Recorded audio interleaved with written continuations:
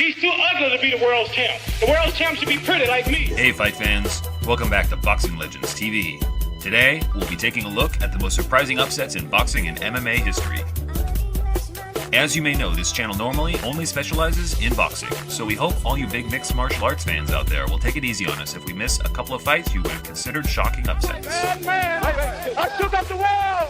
I shook up the world!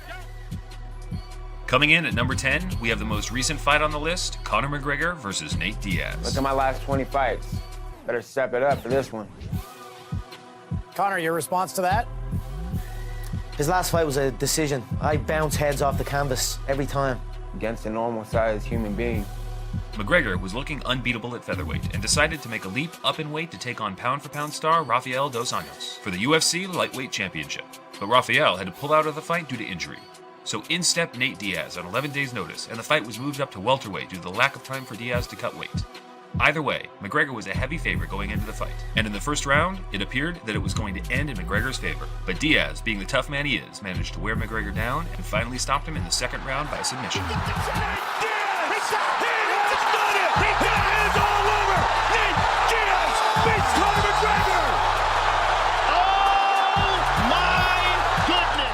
Shocking the world at number 9, we saw the young, confident Cassius Clay, aka Muhammad Ali, fight for his first world title against the big ugly bear, Sonny Liston.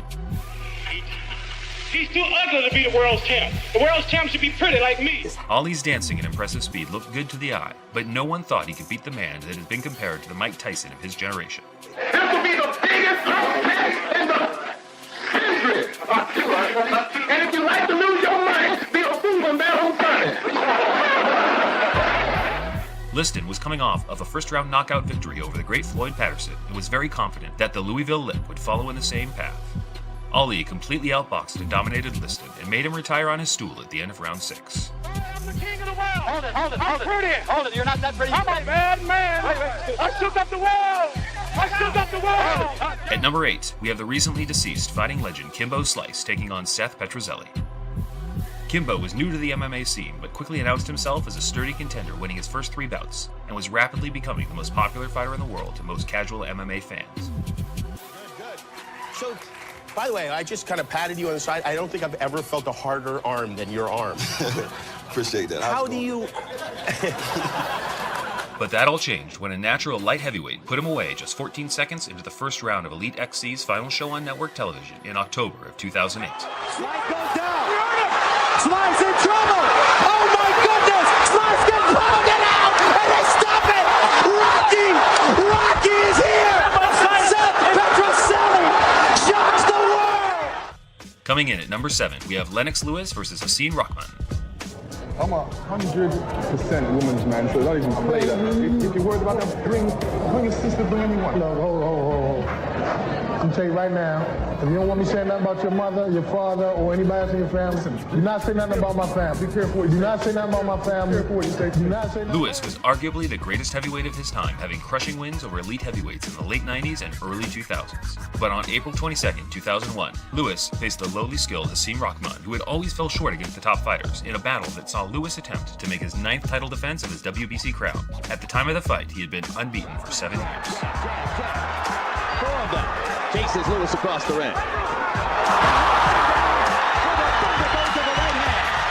Shades of olive on the call. September 24, 1994, in London. Has Rahman pulled the upset? He has. At number 6, we saw the MMA heavyweight legend Fedor Emelianenko lose to contender Fabricio Verdum. Fedor Emelianenko, my best favorite of all time. I never seen an athlete like him fighting. As far as a fighting athlete that you beat the odds so many times. Fedor was on a 27-fight win streak, and he looked to make it 28 in the opening seconds of round 1. But Verdum saw the opportunity to force a triangle armbar submission, and it left Fedor no choice but to tap out. He's down. Fedor losing for the first time. Fabricio Verdum. Unbelievable. Taking the number 5 slot, we saw Sugar Ray Robinson, who had a record at the time of 132 wins with only 1 loss.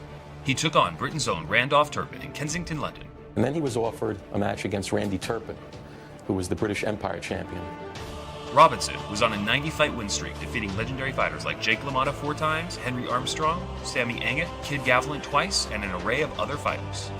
Turpin, on the other hand, was relatively unproven at the time, never fighting out of his home nation and only competing at domestic and European level.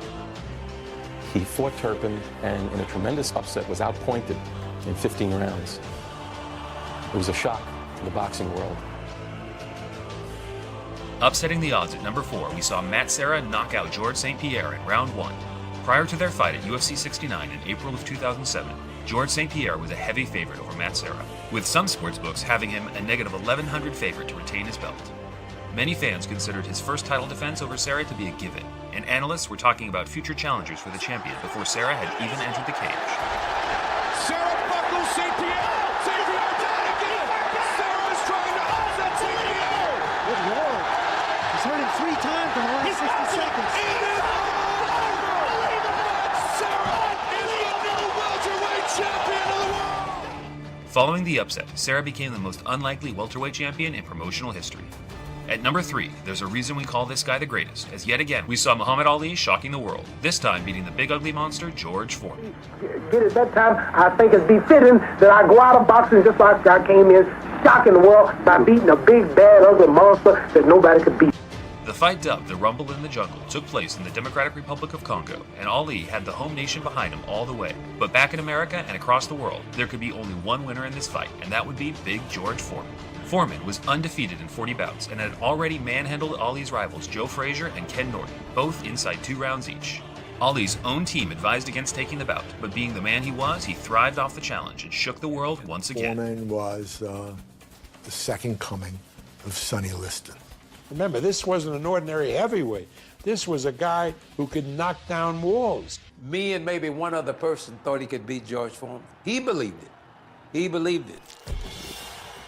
Ali's confidence isn't shared by many boxing experts. But during the fight, Ali would add rope-a-dope to the lexicon and a great new chapter to his legend. Ali stands back, eyes the man up. I had predicted that Foreman was going to annihilate him. And in between rounds, when he started to wear George down, he said, "Hey, big fella, what do you think now?" Knock George out. When Muhammad Ali put George down, he had proven that he is indeed the greatest. At number 2, we saw the biggest women's fight ever across all sports take place between Ronda Rousey and Holly Holm. And like head kick knockouts. I mean, she's undefeated, an amazing athlete. I think the biggest threat definitely to me, especially on paper and stylistically. And she's the type of fighter that you have to be very, very patient with. I feel like she's going to try and like keep distance and keep far away from me and get me frustrated to a point I'll make a mistake and she can try and kick me in the head, but it's not going to go like that. Not the way that she wants. Despite both women being undefeated and looking impressive in their previous bouts, Rousey had been captivating the world with her badass attitude and devastating performances. It would be fair to say that she changed the way women are viewed in the combat community. Nevertheless, Holm wasn't scared by her bully tactics and put on a one-sided beatdown that will never be forgotten. Wow. She's hurt. Holly looking to finish. Holly Holm is the new UFC bantamweight champion of the world. Oh my God. Before we take a look at number 1, here are some honorable mentions.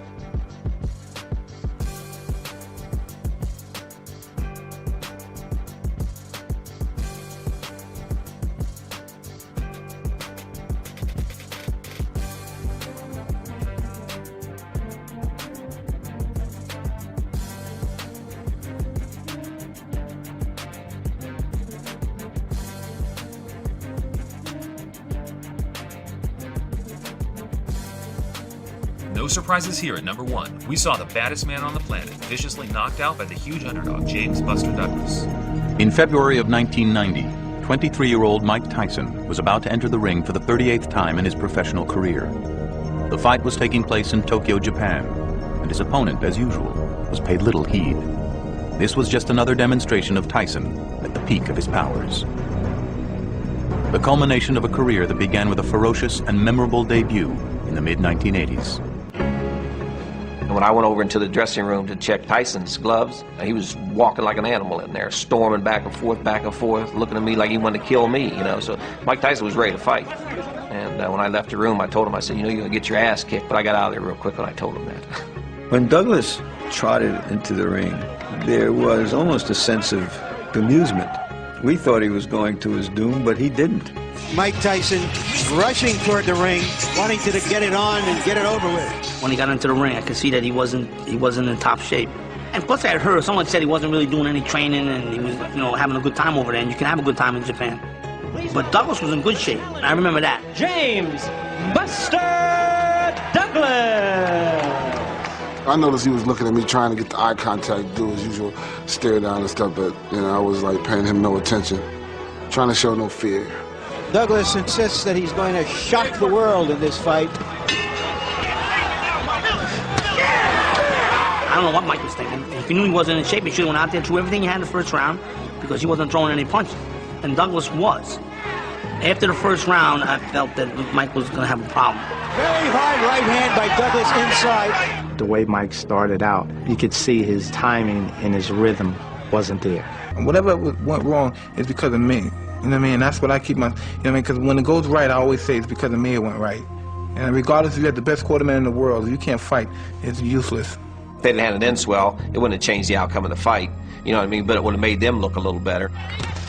This is high drama, and the crowd here is greeting it by and large with stony silence. I started popping him with them jabs, and he wasn't moving as much as he was before. Then I pivoted, I had got leverage and came up with it, a real good uppercut. Bow. Oh, the uppercut. And I swear, if Mike Tyson's neck wasn't so big, it ripped his head off. When he hit him, I actually went like that. I swear to God, I did. I went like that. I thought maybe he knocked his head off. He hit him so hard with that uppercut. And then he just come with combinations and just drilled him. He fell right in our corner. I said, "You're done. Stay down, Mike." I said, "Oh, shit." That's what went to my mind. What an uppercut by Douglas, and down goes Tyson. Why did it happen, James? Because I wanted it. Why? Why did you win this fight that nobody on the planet gave you? His mother. In what way? God bless her heart. People around him were saying, let's go, let's get out of here.